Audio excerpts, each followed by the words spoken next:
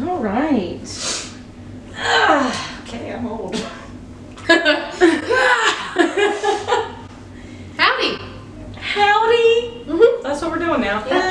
Hello. My name is Bridget, And I'm Sarah. and this is Supernatural with the... Unnatural. We're getting good at that. We are. Better every time. Because we have emotional support Yes, buddies. we went to Build-A-Bear. As adults with no Well, children. Turns out that apparently a lot of adults go to Build-A-Bear because the receptionist, the cashier, really, really liked us. So he's like, it's He's actually very a nice nice, tall man. Yes. Sorry there's been such a big break. I got married and then I went on a vacation and it was great. Almost died like twice, but you know, what's a honeymoon without memories? Well, why don't you tell the story of your watching the movie? It's a good one. So, I have this problem of manifesting things into existence. Not always a problem, but most of the time it is. And I'm pretty sure I manifested myself into a horror movie. We watched the original Halloween, the second to last night of our honeymoon. And the second the credits started rolling, mind you, we're in a cabin in the middle of the woods, on a river, like Middle of pitch Georgia. black outside if it's dark out. Like there's no street lights, nothing. And the credits start rolling and the power goes off, on, off. And I like looked over at my husband and I was like, what are we gonna do? And he was like, he's like, this is kind of funny. I was like, actually, it's not. I get up, freak out mode. I'm like, get the knives, get a lamp, get something. We're going upstairs, barricading ourselves in a room. He goes, well, do you think I should go outside and check the breaker? I was like, that is the first and last white thing you will ever do. Right. And he's like, just grab the dogs and we'll go outside. I'm like, no. See, he's watched 100,000 scary movies, and Yeah. you did the first wrong thing you're supposed to. Oh, well, I'm gonna go outside. By the way, it's pouring outside. Again, can't see shit. His phone wouldn't do anything. Like you can't see a foot in front of you. It's so dark outside there. I was like, you're an idiot. And then we woke up the next morning and the river flooded, and so we had to leave. And she was texting me in the middle of the night saying, the power went out, just watched Halloween, I'm gonna die, and my phone's gonna die. I was like, Oh yeah, my phone was at 10%. yeah. And I was like, do I need to drive to Georgia and get you? No, I think we'll be fine. Oh, okay. I made it through. Turned out the tree, literally probably 100 feet from us, fell on a power line. So But she made it back to Yeah, I do did. another podcast. We Yes. did record another episode that we were It going just to release was- while Bridget was gone, and it Mhm. was hot garbage. yeah, we were both very sleepy. Yeah. And maybe it'll be on Patreon one day. I don't think the format of the episode was bad. It's just I don't think we were in it to win it We that were, day. we were both exhausted. Yeah. And Trying to rush a video. Yeah, it was poor quality. I So, also filmed in the morning, which was weird. yeah, Like, the daylight, we don't do it on the daytime, which we're doing now, but it's not. It's not in the Early. morning. It's Mhm. mid-afternoon. And we went to the gym, so we're all hype. Yep. We got spooky keychains. I left them in your car, by the way. Oh, mine are in my car too. Mm-hmm. Yeah. So Oh man, did you leave all the stuff in the car? I did. I could use my cup. We have your strawberries. It's true. Oh, they're over there. I'll get them in. But yeah. Oh, and then I came home and watched another scary movie, and the power went out that night too. So I'm not taking a break from scary movies, but I was convinced I was Yeah. gonna die. Because we're gonna see the new Halloween movie tonight, Halloween Kills. and then go on a haunted trail, and I am so excited. I'm very excited too. Unless there's clowns, and then I'm gonna cry. But I don't know if there's clowns. I'm gonna cry, so I mean I'm going anyway. Yeah. Right? Reserved our ticket. Yes. So Have to go. I'm proud of you. You're not wearing a sweater this time. I have a oogie. Keep me You know, he's warm. kind of like Velvet. No, he's not. Today, Switching it up. we're switching it up. I'm doing a nasty, gruesome murder, and she's doing a haunted story / location. I thought I was gonna be really excited about, and I am because I love ghosts, obviously. And I was really excited, but researching a murder is so much easier. Right? Researching a ghost, and I love hearing you tell ghost stories. Yeah. But researching a ghost story, it was like, look at this haunted trail near you. Yeah, and that's no, not what I want. no, I mean it is what I want, but not right now. And it's so hard to find like lengthy, like you'll look up houses that are haunted, but there's like, especially in Louisiana, but you can't find any like depth into it. Like, Yeah, so when mine is a shallow dive into a haunted hotel. Ooh, fun. I thought you were gonna say the Cecil Hotel, but that would take you 20 years. to That's talk why I about. said a shallow dive. And I waited till the last minute to write my face because I'm horrible. We're getting better. You didn't lie to me though. We are gonna talk about it. We were at work yesterday, and I said, "Hey Sarah, did you write your case?" Because it's Friday, by the way. We're supposed to film on Monday, and That didn't happen. Sarah goes, because I asked her, because she was talking about how she went to Bath and Body Works and went out and got a drink and all this other stuff. And I said, oh, did you write your case? Yes, Mom. And then we went outside to, eat a snack. ER life. And she goes, I have to tell you something. I said, what? She goes, we can't be friends anymore. And I'm like, I almost started crying. I was like, Her voice cracked. She went, what? And I was like, whoa, that you was kidding. And then she goes, I didn't wear my case. I was like, you lied to me? I screamed at her for 2 minutes out of just like pure disbelief. Yeah. And she goes, see, I told you we weren't going to be friends anymore. I held him alive for 12 hours, so that might be the max, because I can't lie to people. Especially when I drink a little bit, I am the best truth teller ever. So it's a big flaw of mine, because I can't lie. That's why I haven't murdered anyone. Yet. You also can't stand the sight of, oh, tell them about your shin. Oh my god. So I haven't cut myself shaving in a really long time, since I was like 12 or 30 now. And I got so excited. I got my body scrub, got new shampoo, having the best shower ever. I was like, I'm gonna shave my legs. I took off a chunk of my shin, and it's like this long, and it didn't even bleed the second I cut it. It took a minute to bleed, and I was like, that's a good one. And then it stung. I've already bled through one Band-Aid. It's just, it hurt. And I don't like blood. Like, I hate human blood. We work in an animal ER, and animal blood doesn't bother me for whatever reason. But I started bleeding, then I got nauseous, almost passed out in the shower. So that's also why I can't murder anyone. I can't lie, and I hate blood. Yep. It's your two weaknesses right there. They're the worst. So 2 things you need to be a murderer. Don't ask me to be your accomplice, because I'm not going to do well. Today, I'm going to be talking about the Grown family murders. Have you heard of that? Grown? Grown. Like you're grown up? It's spelled Grone, but pronounced grown, like Grone. Okay, grown. No, Grown. no. At least not. I'm Dad. I'm Dad. I'm bad.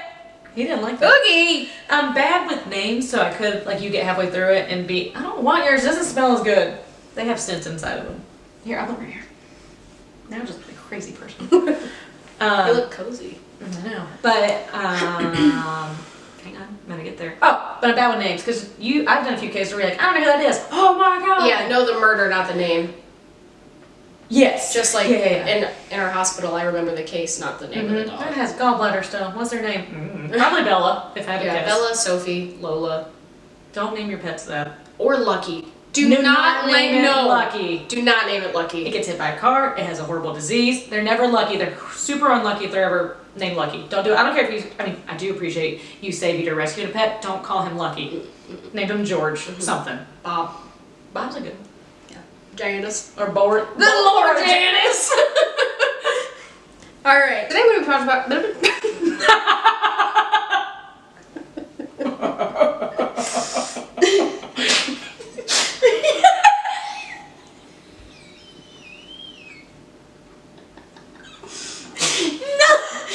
even a word! It was my whole sentence in one noise.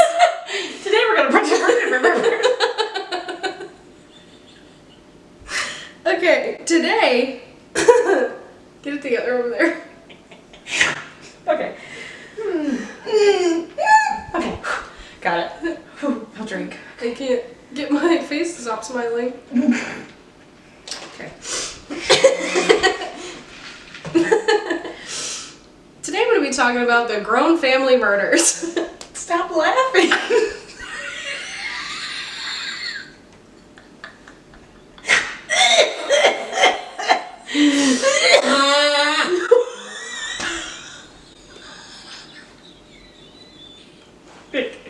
Hang on.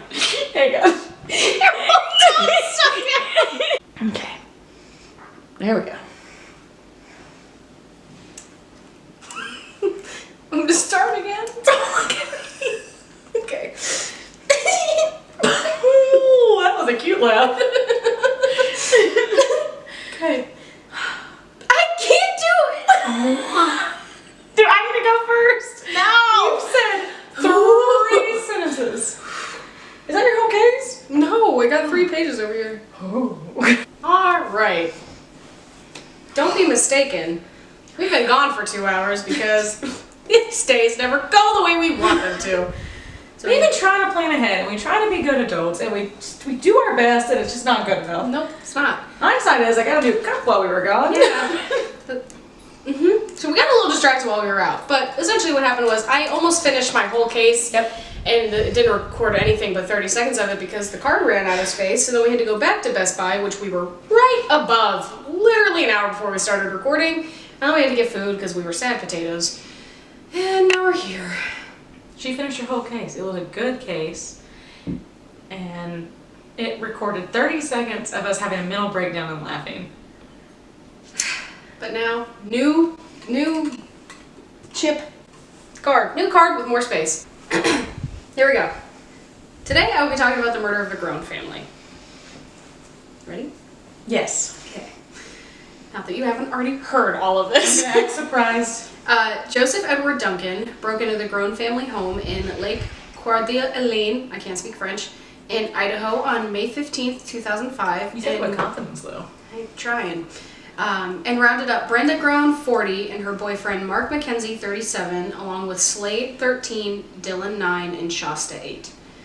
He moved the family to the living room and bound everyone but Dylan and Shasta with nylon zip ties. Dylan is a boy, Shasta is a girl.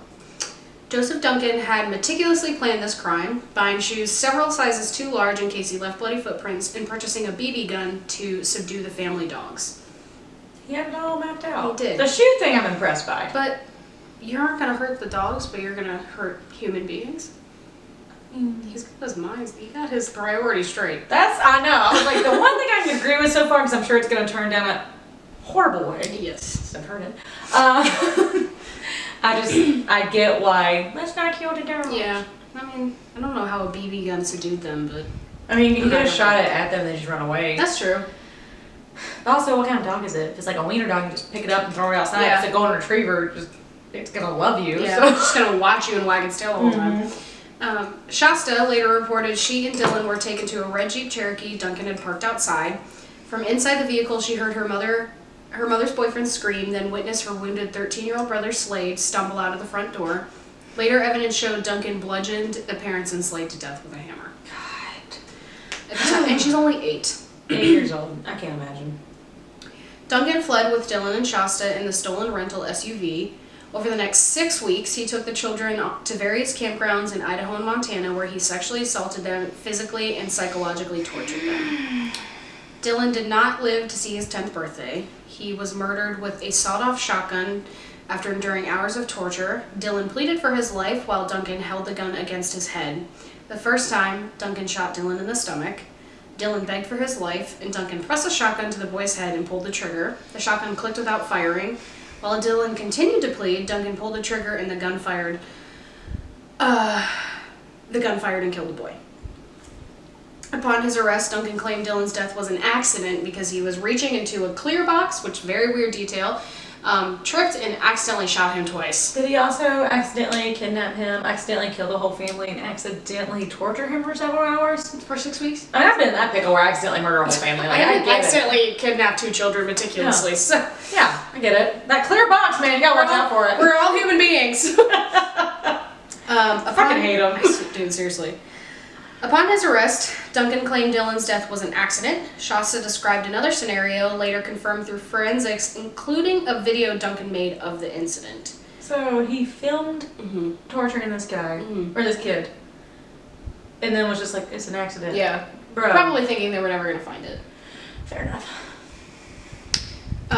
Shasta Grown came close to losing her life too, but managed to convince Duncan to spare her. She called him by a familiar pet name that he had been making the children use, Jed, after he began strangling her. So she manipulated him into not killing her. Which at 8 years old is insane. Phenomenal. Yes, that you even had the idea to kind of pull on his heartstrings in that way. Yeah, 8-year-old me would have been like, what's your favorite color? I know. Do you like goldfish? Watch what I can do. Does a somersault. The two then drove back to Coeur d'Alene. That was pretty. Thanks. Where Shasta had agreed to meet Duncan's mother. So further manipulating him into thinking that she actually cares about him and his life. Because he thinks he's a child bride. Yes. Which, disgusting. Yep. Also, I don't know if you get into it. I can't remember. I don't know if you get into it, but does the mom know that he's bringing home his child bride? Okay. I don't think she really knew what pickle he was in. Okay. I mean, she obviously knew we'll get into it, but all of his other problems, but I don't know if she knew that he was behind this. After they stopped at 1 a.m. for a meal at Denny's, don't get hung up on I that. fucking hate Denny's. The waitress spotted Joseph Duncan and recognized Shasta Groen based on the media reports. She called the police and made sure Duncan was unable to leave. When police arrived, the waitress asked Shasta, "Where is your brother?" To which the girl replied, "My brother is in heaven." That is absolutely So heartbreaking. she also watched him die, which sucks. That clear box got in the way, man. Man, hey, he's, tripping. He probably tripped over like a blue box while he goes, damn it, dropped a hammer on your head. Are you okay? I'm sorry. Oh, fuck. Shit, I tripped again. Shit. Duncan was charged with killing Brenda, Mark, and Slade. Dylan was presumed dead, but his body was not recovered until July 4th, 2005, which is like 6 months after they were caught by the police. Can you say where they found it? Yes, at a campsite in remote Lola National Forest in Montana. Why don't you just wait for the next sentence? My fucking bad. DNA proved the bones were Dylan Groen's, and the FBI investigators determined that he had been murdered, just as Shasta said, with a 12-gauge shotgun to the head. Jesus Christ. Yes. So, that is a shallow dive into the beginning of the Groen family murders. The reason I picked that is because there's a survivor of this unfortunate, terrible event. I don't even know if you'd want to survive at that point. As an 8-year-old, I wouldn't know until later in life That's that true. I would not want to be alive anymore, but she goes through the ringer even after all of this, but I'm going to talk about the aftermath, yeah. But first, we're going to talk about this asshole, Joseph Edward Duncan III. Joseph Edward Duncan III was born February 25th, 1963, and passed away on March 28th of 2021. Fuck you, Joseph. Joseph Duncan was an American convicted serial killer and child molester who was on death row in federal prison in conjunction with the 2005 kidnappings and murders of the members of the Groen family. Oh my god. When you said 2005 kidnappings, it took me a second to realize you meant a year. And I was like, he kidnapped 2,000 kids? 2005 children have been missing. That's a record. You gotta be kidnapping them every day. Like multiple a day. Where are you taking all of them? I was like, that is so many. Yeah. Ooh, that took a second. He was on a busy schedule. He was. Like, I kidnap 100,000 children a day. That doesn't make math sense. That doesn't. Oh my god. I fed her, and now she can't function. I got the food stupids. The food stupids. He was also serving 11 consecutive sentences of life without parole in conjunction with the same crimes, as well as a 1997 murder of Anthony Martinez of Beaumont, California.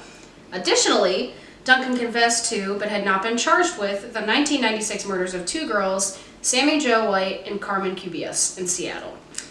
At the time of the attack on the Groen family, Duncan was on the run from a child molestation charge in Minnesota. But this dude was a fucking piece of work. A piece of doo-doo. Yeah, he's a piece of poo-poo. Bridget says. He's a big old piece of... He also looks nasty. Oh, she'll put a picture up, but he looks like a naked mole rat. Mm-hmm. His nose is like... He's got a square head. He does. Gross. Rectangle-ass motherfucker. Right. Motherfucker. Joseph, born in Tacoma, Washington, had a criminal history dating back to when he was 15 years old. God. In 1980, he was sentenced to 20 years in prison for sexually assaulting a boy in Tacoma, and as a result had spent all but 8 years of his adult life in prison. Jesus. And then they let that motherfucker out, and then he murdered a bunch of people. Because prison is not rehabilitation. No, it's not, and we don't have enough time to get into it, but it's really fucking annoying. I'm sure there's just podcasts just on Oh that. yeah. Oh yeah, there is. Like, we need prison reform something fierce because... Oh, that's like when I told you earlier, that documentary I watched. A guy wasn't on death row. He killed his cellmate so he could get on death row because it was like the luxury part of prison. Because like no one's allowed to like touch you because you're on death row. And he gets to sit there for 20 years because it's so behind on. Yeah, it's like locally near me, there was a man who was released from prison and then came to my area, murdered 3 women, raped them, and they only knew this was happening. He was attacking them in a greenway that's 2 minutes away from my apartment, and I don't live in a terrible area either. The Greenway's in a nice area. Yeah. I mean, you live in it's just your bad area adjacent. Yes. And, like, he was in prison for the same thing, and then they let him out, and then he raped and murdered 3 women. And then it took him a week to catch this guy. Yeah, it's like your husband was going for a run. And the cops stopped him, and he thought he was in trouble. He's like, hey, what's going on? He's like, have you seen this man? And they show him a picture. He's like, no. He goes, oh, well, he raped and killed a woman on this greenway 2 days ago. Thank God I didn't go for a run. Yeah. Well, first of all, not running anywhere unless I need to. Not running unless it's to the fridge. Well, Well, it's like today we ran at the gym, we did sprints at the gym, which was horrible. Yeah. But the whole time I'm running, Bridget was like, "You're going pretty fast." I was picturing Michael Myers behind me. She was practicing for later. I We're was. going to a scary haunted trail. Haunted And house I've tonight. seen Halloween Kills too. I'm so excited. I'm gonna poop. She forgot we were doing that, and I said something. I was like, "You said to see a movie?" She's like, "We're seeing a movie." I was like, "Yeah, we planned this day last week." I don't remember what I did yesterday. That's true. Did it work yesterday? You did. Oh, it was awful. How do you know it was awful if you don't remember working yesterday? Because I blacked it out. Fair enough. Ah, wow.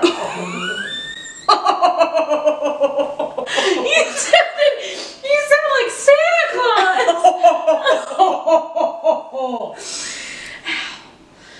Yeah, it burns. We did. Oh, that's his smell thing. Feel it. Oh, it's. Oh, she smells good.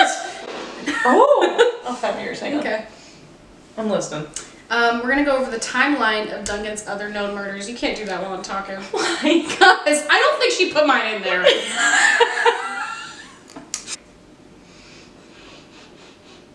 Oh yeah, she's in there.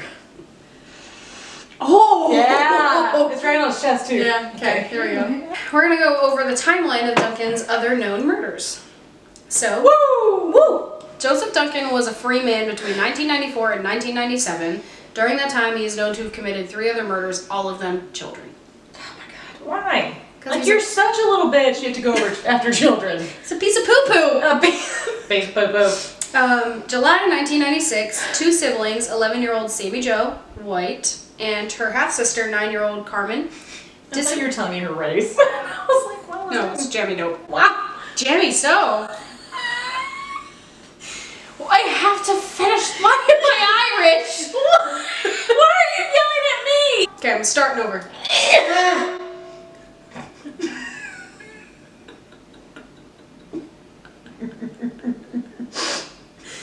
I got the silent laughs. We have to finish it. How do I yell at me when you're just giggling? I'm sitting here quietly. No, you're not going. I couldn't breathe. My right eye cried. Okay. All right. I had a booger. All right. Oh my god. In July of 1996, 2 siblings, 11-year-old Sammy Jo White and her half-sister, 9-year-old Carmen, disappear after leaving a Seattle hotel one summer day. Almost 2 years passed before their skeletal remains were found in February of 1998. Duncan told Shasta he was responsible for murdering both girls and confessed the same to the authorities after his 2005 capture. Why were they at a hotel? I don't know. It's also in California, and I know that California is very expensive, so it could be possible that they lived in a hotel. Okay. The reason he wasn't charged for this murder is because they couldn't directly link him to it, and they think he might have just been taking responsibility for something for attention. Because, you know, they like to do that for some reason. They do. So he wasn't charged for those 2 murders. He should have been. Because he clearly had an MO. They should have been like, well, I mean, it fits. It does. In April of 1997, so almost a year later, in Beaumont, California, a 10-year-old boy named Anthony Martinez is playing outside his house with a few friends. A man drives up asking for the boys to help him find his missing cat. I would have fell for that at 10. They say no, but the man pulls a knife and forces Anthony into his vehicle. 2 weeks later, circling vultures in Indio Hills, No. a 45-minute drive east, lead authorities to a body bound with duct tape. Although Anthony's case went cold, the police only had partial fingerprints. It was investigated by web sleuths, so people online.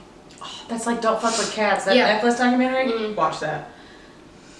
Crime bloggers noticed a composite sketch and vehicle description matched known killer Joseph Duncan. The FBI and Center for Missing and Exploited Children took up the case, and Riverside authorities matched the partial print to Duncan in July 2005 when he was arrested for the murders of the Grown family. So they found Anthony.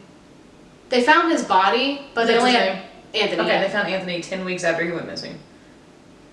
That 2 correct? weeks. 2 weeks. Okay, I thought you said 10. He I was like, 10 years old. Oh, okay. That's- yeah. That's right. Because I was like, how much decomp did they? How could they find a partial fingerprint? A partial fingerprint. How could they find a partial fingerprint if it was 10 weeks after? But 2 weeks makes more 2 sense. weeks, yeah. And it wouldn't have ever been solved if people online didn't, like, when this went viral, people weren't like, that looks like a composite sketch from a different case I was reading about. Duncan also confessed, stating he murdered Anthony as a revenge against society again, after he was sent back to prison for yet another probation violation. What revenge against society is he contributing Getting sent back to prison. Oh, so he's like... Because he violated his parole. Jesus Christ. I hate him. I hate him.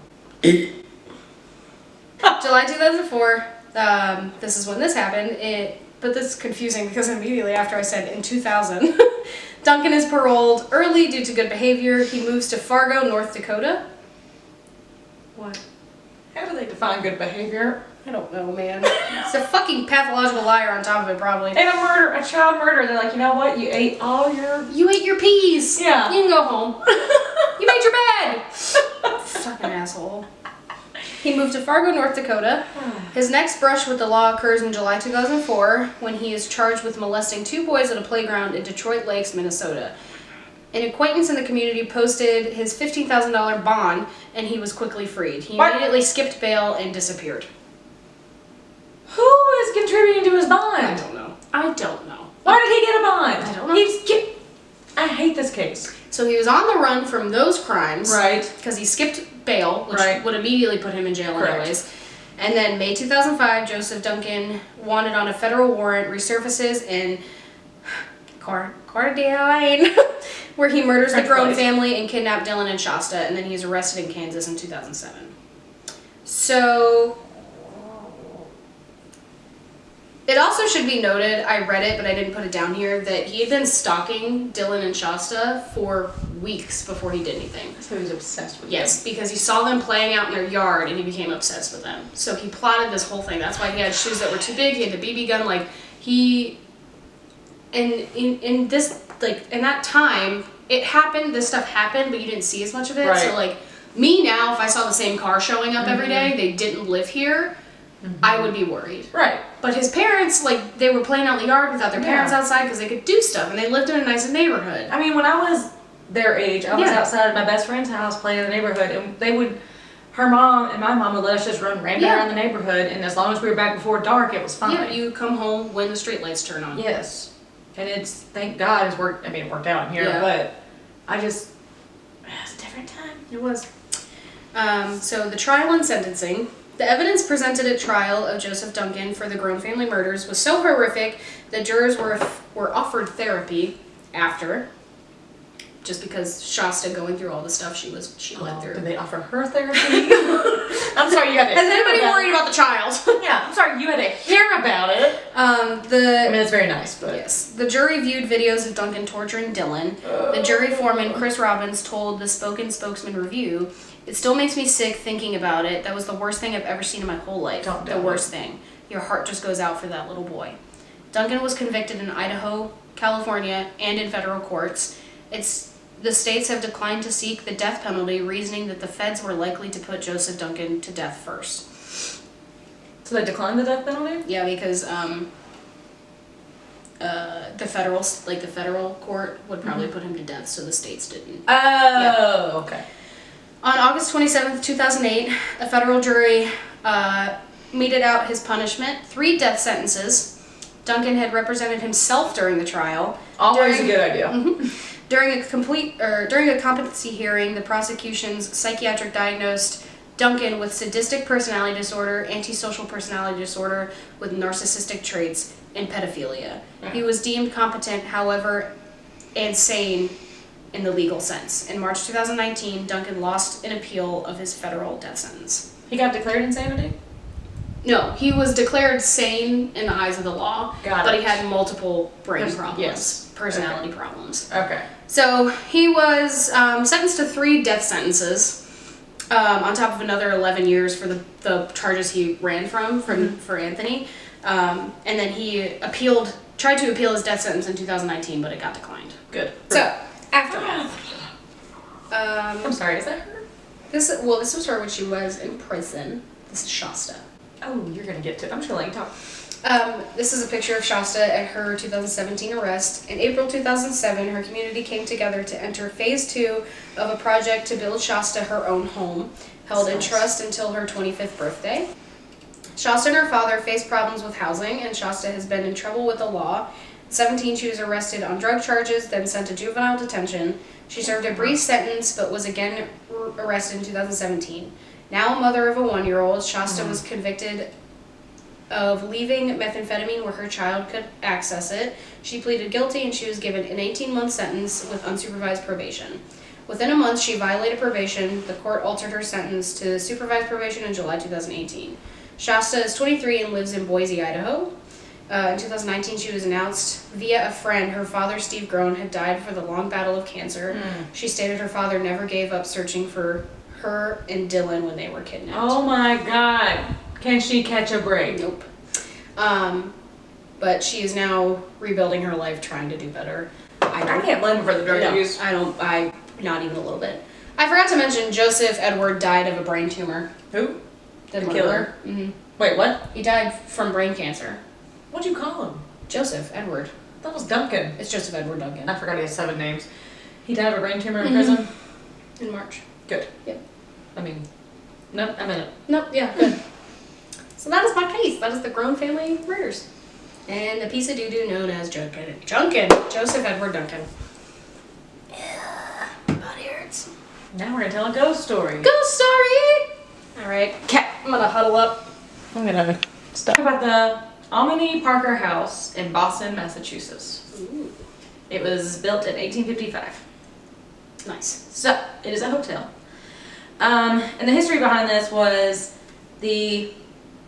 we're going to talk about the history of this hotel, because I'm just going to repeat myself. Founded by Harvey D. Parker, the Omni Parker House is the oldest of Boston's elegant inns and longest continuously operating hotel in the U.S.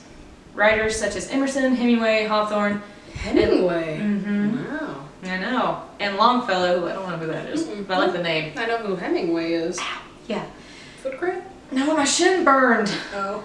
Regularly met for conversation in the 19th century Saturday Club. Also, baseball legends such as Babe Ruth, Ted Williams, and David Ortiz would hang out and unwind. Within these walls, politicians such as Ulysses S. Grant, James Michael Curley, William Jefferson, and Franklin D. Roosevelt, and Clinton gathered for meetings and for breakfast. Obviously not all at the same time. Oh, no, yeah. Every Saturday. Every Saturday, Clinton, Ulysses S. Theodore Grant. Rosie. Oh. Theodore Rosie. I know. So I'm going to talk about Franklin D. Roosevelt, but I thought of you when I wrote that down because they're, okay. The hotel, oh, it was Thomas Jefferson. I thought it was Rosie. Damn it. Anyway. Son of a bitch. I know, I'm upset now. But the hotel has housed 23 U.S. presidents, and Thomas Jefferson spent 3 weeks soaking in the healing pools and hot springs and is now referred to as the Jefferson Pools. So it's got a little section. It's very cute. I'm touching that. The hotel also housed many performers since it was down the street from the Boston's theater district. Judy Garland from Wizard of Oz, wow. James Dean, Stevie Nicks, and Ben Affleck have stayed at this hotel. Wow. Right? So it's a pretty popular swinging place Yeah. since the 19th century. Inside the hotel's kitchen, they perfected the Boston cream pie, which is now the official dessert of Massachusetts. That's so cool. I know, that was my favorite fun fact. The Omni, I really hope to God I'm saying this right, because if not, it's going to be embarrassing, but it's fine. The hotel has kept its 19th century charm, where it is almost a window to the past. Doors and elevators are freshly burnished decorative bronze, and walls are vintage American oak. Crystal chandeliers hang from the ceiling while guests can relax in oversized chairs, and the rooms resemble little club rooms. That's cool. Right? The chandelier, and I hope, well, if you get on their website, because you can stay at this hotel to this day, like you can still go visit it, it's still standing and functioning. But if you go on their website, they'll show you all the pictures if you want to pop some in on the video. Oh yeah, It's absolutely beautiful.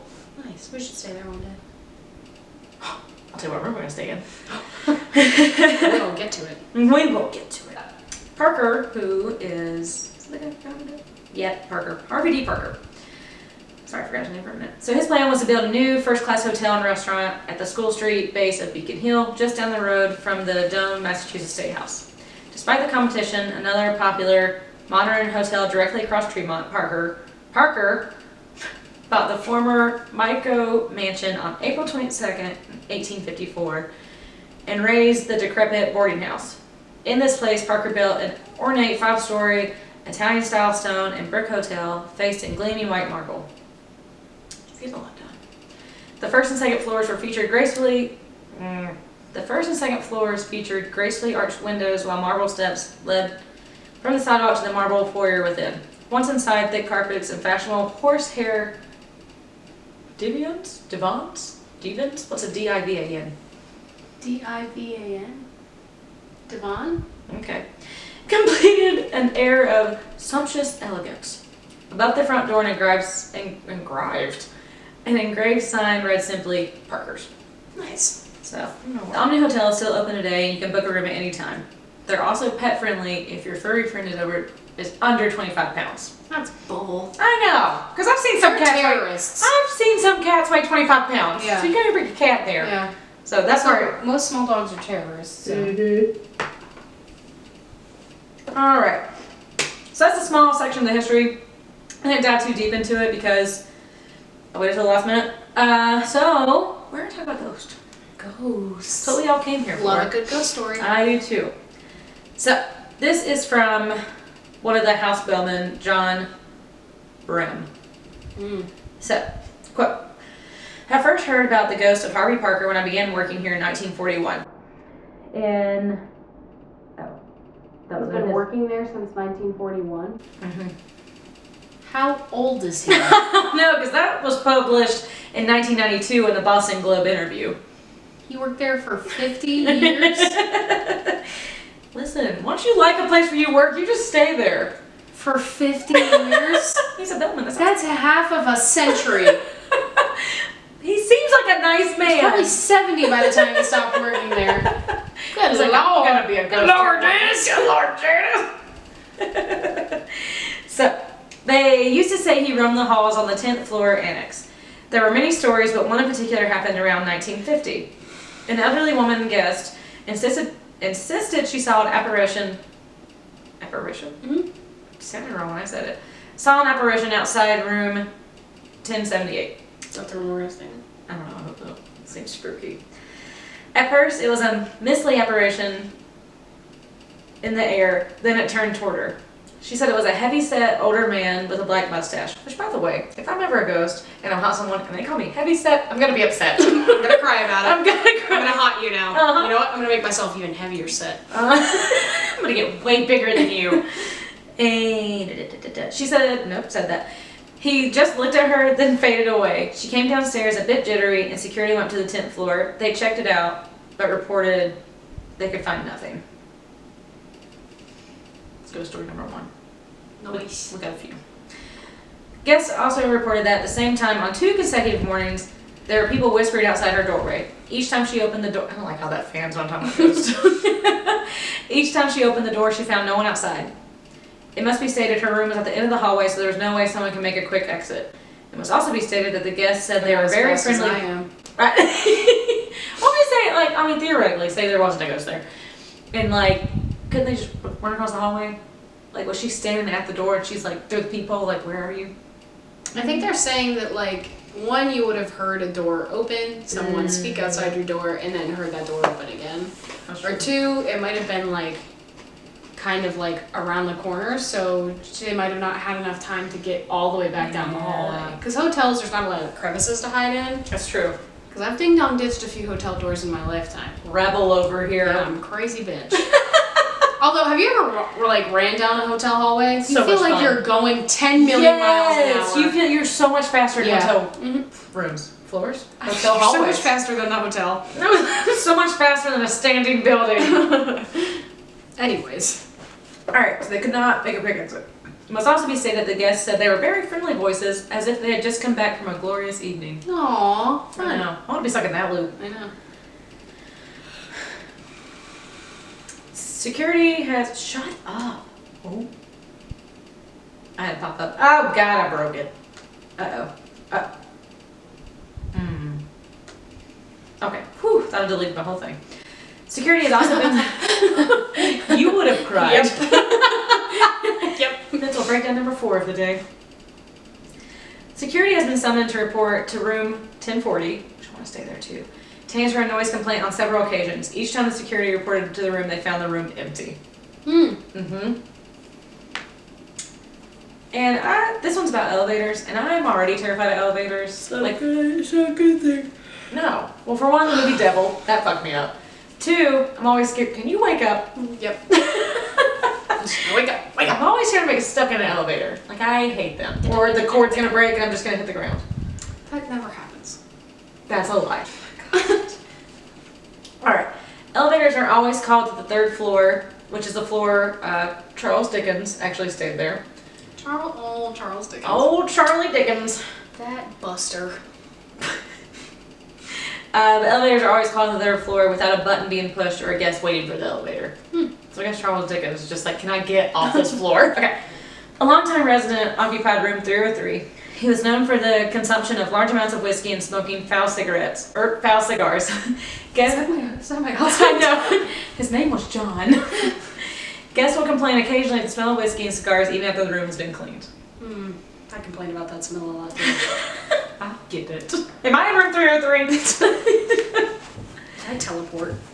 A security officer reported that late one evening he saw the shadow of a man on the wall in the Bosworth section of the hotel, which is the oldest section of the hotel.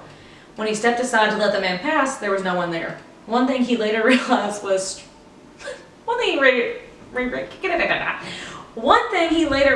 strange was that the shadow was wearing a stovepipe hat. That's what he thought was strange. Not that, excuse me, sir. Where'd he go? Oh, sorry, I'll get out of here. What? He had a hat on. Can you imagine, like, there's a shadow, and then you, like, look back, and there's nobody there, and you look forward, and the shadow's there again?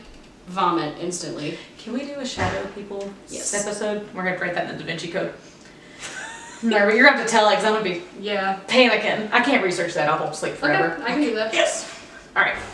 In a room on the 10th floor, airline personnel have reported the sound of a rocking chair that kept them up all night, yet there are no rocking chairs in the hotel. Not a one.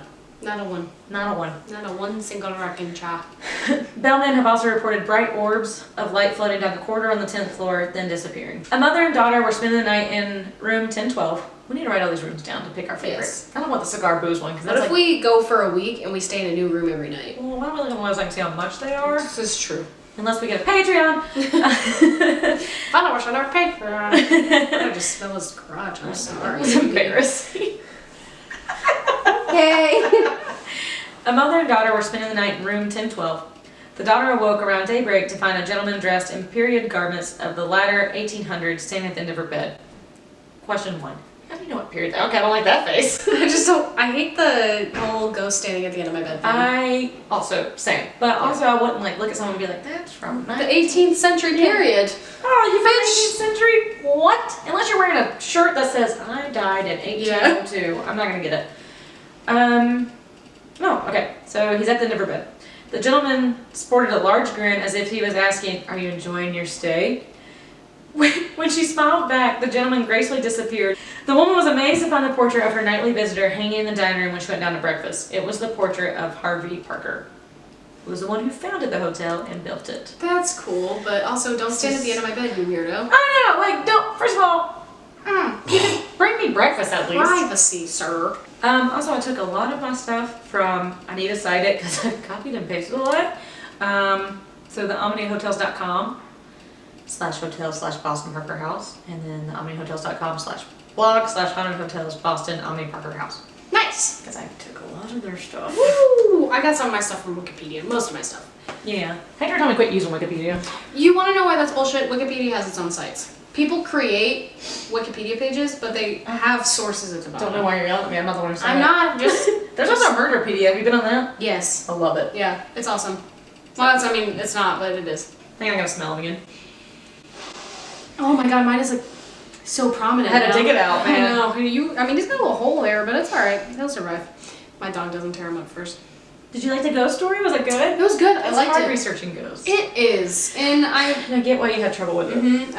it's like I don't know, man. Every time you look up stuff like haunted stuff, it's either like a 10-hour long deep dive into like conspiracy theories or like Which we're gonna do mystical creatures usually. I want to do that too. Or it's like, have you seen this scary movie yet? Yes, I have, and I don't want to watch it again. Yeah. By the way, it took me 30 years to watch Scream. Good movie. Yeah. I just watched it. Lard ass. Yeah, ass. But your favorite movie are Supernatural with the Unnatural. Yes, we have an Instagram, TikTok. We have an email.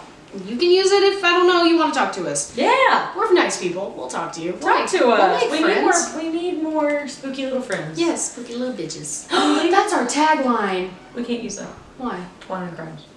Oh. That's why I like Spooky little potatoes. Spooky little potatoes. Potatoes. Yeah. I love it. We need more spooky little potatoes. We have 8 right now. We have 8. So we have almost a whole pack of fries. Yep. So almost a 10-piece chicken nugget at McDonald's. Spooky little nuggets. Spooky little nuggets. We're hungry. I think. Just ate. But yeah, you should comment on this video. Tell your friends. Share it. We haven't told our friends because we're embarrassed for some reason. Even though people are finding it naturally, which I'm more okay with than if they found it because I posted something about it. Right. We should really post it on Facebook. I feel like that gives us a lot of leeway. Then we're gonna blow up. Yep. We're gonna get there. We're having fun. We are. I fucking love it. Rootinest, tootinest time ever. We're letting her rip. Letting her rip, tater chip. All right. That's great. All right. Say bye, Oogs. Goodbye. This is a short episode. Oh, do we need the studio cat? Studio cat. Oh, little bitch, you sexy, spooky little bitch. Francine, say goodbye to everybody. Goodbye. Say goodbye. Come and say goodbye. Goodbye. Bye.